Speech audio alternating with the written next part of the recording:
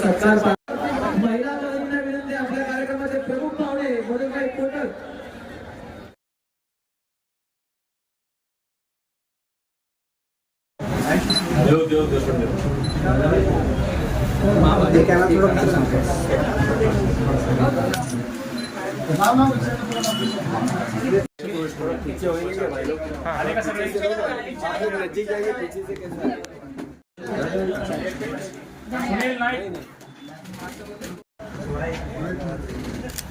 भारत माता की जय, भारत माता की जय, भारतीय जनता पार्टीचा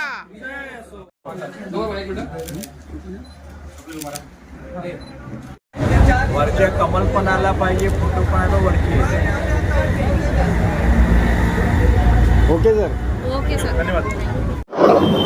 देखिए, पूरे देश में भारतीय जनता पार्टी का जो सामाजिक क्षेत्र में काम करने वाले लोग हैं, अगर वो भारतीय जनता पार्टी में आना चाहते हैं तो सबका उसमें स्वागत है। भारतीय जनता पार्टी एक ऐसी पार्टी है कि जो कल भी आएगा और उसमें क्षमता होगी तो भारतीय जनता पार्टी उसकी क्षमता के अनुसार, उनकी योग्यता के अनुसार उनके साथ न्याय करती है। आप भारतीय जनता पार्टी के बाहर से आए हुए बहुत से कार्यकर्ताओं को देख सकते हैं कि जो आज हमारे यहाँ बड़े बड़े नेता बने हैं। मैं किसी का नाम नहीं लूंगा क्योंकि कुछ छूट जाएगा, फिर भी वो महाराष्ट्र के उच्च पदों पर विभूषित है और भारतीय जनता पार्टी का एक रूप, पहला हमारा निशानी थी दिया बाती, यानी दीपक था हमारी निशानी जनसंघ के जमाने में, यानी दिल से दिल को जोड़ो, दीपक से दीपक को जलाओ। और हमने कभी भी पूरे देश में तलवार के बल पर चाहे बुलेट के बल पर बैलेट नहीं लूटा है।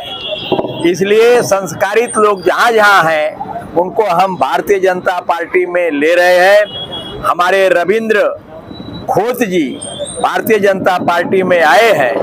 आपने देखा होगा आज समय कार्यक्रम बहुत था, इसलिए थोड़ा हम लोगों को लेट हुआ, लेकिन इनका कार्यक्रम जो जितना कम सराहा जाए, जितना सराहा जाए वो बहुत कम है, क्योंकि बहुत शानदार हुआ कार्यक्रम और उसमें हमारी बहनें माताएं इतना देर तक खड़ी रही और अपना पारितोषिक लेकर गई।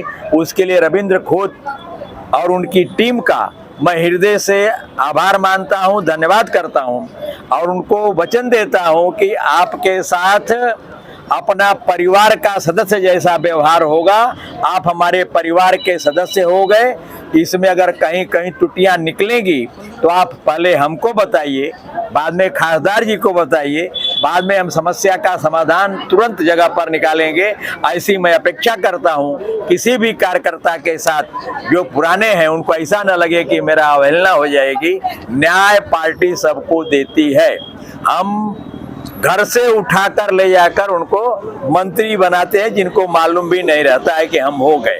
तो ये पार्टी है कि समाज के अंतिम छोर तक सबको न्याय देने का प्रयत्न करती है। आदरणीय मोदी जी ने विश्व में जो भारतीय जनता पार्टी और देश का नाम चरम उत्सव में बढ़ाया है, विश्व में गौरव बढ़ाया है, उसके लिए आदरणीय प्रधानमंत्री के साथ साथ मैं अरविंद खोत जी का भी हृदय से आभार मानता हूं और अपनी वाणी को विराम देता हूं। जय हिंद, जय भीम, जय महाराष्ट्र। खऱ्या अर्थानं या देशाचे पंतप्रधान आदरणीय नरेंद्र मोदीजी यांच्या कार्यपद्धतीवरती विश्वास ठेवून आज महाराष्ट्रच नाही पण संपूर्ण देशभरातून अतिशय चांगल्या पद्धतीचे लोक भारतीय जनता पार्टीमध्ये पक्षप्रवेश करत आहेत। गेल्या 1-2 महिन्यापूर्वी मला ही संधी मिळाली।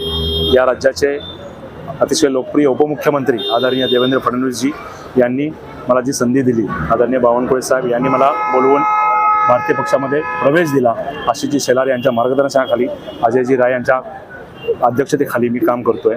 आज या विभागामध्ये खऱ्या अर्थानं विशिष्ट लोकांचा आणि विशिष्ट पक्षाचा एक बडगा होता। तो कुठं ना कुठंतरी आपल्याला कमी करायचा आहे आणि कुठं ना कुठंतरी तो आपल्याला आपल्या लोकांसाठी, आपल्या ज्या भारतीय जनता पार्टीवरती प्रेम करणाऱ्या हिंदू समाज असेल किंवा आणि इतर समाज असतील, ज्यांनी भारत मातेसाठी काम करण्याचा जो निश्चय केलेला आहे, त्यांना आम्ही कुठेतरी एकत्र करून पुढे जाण्याचा निश्चय करतोय. आज या विभागामध्ये अनेक समस्या आहेत, अनेक कामं आहेत. मला माहिती आहे की या विभागाची जबाबदारी सांभाळणं म्हणजे एक साधं सोपं काम नाही आहे. पण मी 2019 सालापासून या विधानसभेमध्ये मी नेतृत्व करतोय. विधानसभेची निवडणूकसुद्धा लढवलेली आहे. मी 2014 साली गोपीनाथ सर या आपण आज आपला जो मेळावा ज्या ठिकाणी झाला त्या ठिकाणी 2014ची शेवटची लोकसभेची एक सभा होती. ती 4 वाजता चालू झाली आणि बरोबर 5 मिनिटं कमी असताना संपली, घाईघाईमध्ये संपली. पण ती शेवटची सभा होती. आपले आदरणीय कायमस्वरूपी मार्गदर्शनात राहणारे आणि आपल्या सर्वांचे दैवत गोपीनाथजी मुंडे साहेब आज त्याच जागेवरती भारतीय जनता पार्टीचा एक अतिशय चांगला आणि भरगच्च असा कार्यक्रम पार पडला. मी माझ्या सर्व कार्यकर्त्यांना, माझ्या सर्व पदाधिकाऱ्यांना मी धन्यवाद बोलतो. एवढा मोठा कार्यक्रम त्यांनी यशस्वी करून दाखवला. यासाठी मला माझे या ईशान्य मुंबईचे लोकप्रिय खासदार आदरणीय मनोजी कोटक साहेब यांचं सहकार्य लाभलं, त्यांचं मार्गदर्शन लाभलं. या मुंबईचे सरचिटणीस आदरणीय संजयजी उपाध्याय यांनी सुद्धा मला आशीर्वाद दिले. मुंबईचे अध्यक्ष आदरणीय आशिष शेलार साहेब यांनी सुद्धा मला मार्गदर्शन केलं, आशीर्वाद दिले. या सर्वांचा मी कुठेतरी ऋणी आहे की त्यांनी मला भारतीय जनता पक्षामध्ये मी एक परिवारामध्ये कुठल्या तरी सामील झालोय असं मला एक भावना तयार झाली. म्हणून या मतदारसंघाचं नेतृत्व करण्यासाठी मला त्यांनी पाठबळ द्यावं ही त्यांच्याकडे मी इच्छा व्यक्त केली होती. त्या संदर्भात त्यांनी मला आता सांगितलं की तुम्हाला पाठबळ आम्ही देऊ म्हणून. आणि इथून पुढे भारतीय जनता पार्टी प्रत्येक तळागाळातच नाही, प्रत्येक घरोघरी पोचवू एवढं मी त्यांना वचन देतो. आणि तुम्ही जी जबाबदारी या मतदारसंघावरती द्याल किंवा या लोकसभा मतदारसंघावरती द्याल ती आम्ही निश्चयाने पार पडू एवढा मी तुम्हाला शब्द या वेळी देऊ शकतो. धन्यवाद. जय हिंद, जय महाराष्ट्र.